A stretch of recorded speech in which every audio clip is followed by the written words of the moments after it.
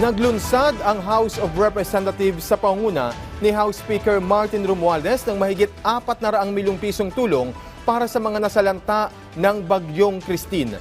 Yan ang pambansang balita ni Mela Lesmoras ng PTV. Puspusa na ang paghatid ng tulong ng Kamara para sa mga biktima ng Bagyong Christine.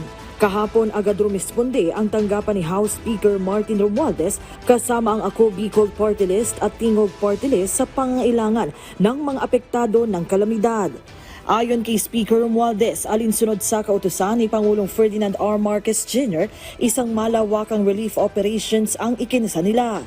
Pinangasiwaan ng Kamara ang paghatid ng 390 million pesos na cash aid para sa 22 distritong apektado ng bagyo at pagkakalooban din sila ng relief packages na nasa halagang 21 milyong piso.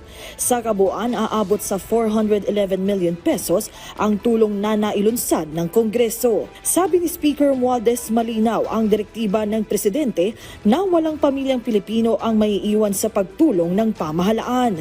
Batid daw nila kung gaano kahirap ang sitwasyon ngayon ng marami nating kababayan, kaya titiyakin nila na makararating ang tulong ng gobyerno para sa kanila.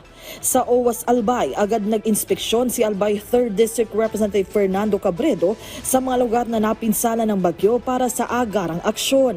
Partikular niyang binisita ang nasirang tulay at dike sa Barangay Busak. Sa Camarines Norte naman, nakipag-ugnayan na rin si Camarines Norte 1st District Representative Josie Talyado sa DPWH para masolusyonan ang perwisyong hatid ng nangyaring landslide sa bahagi ng Santa Rosa Norte, Jose Panganiban.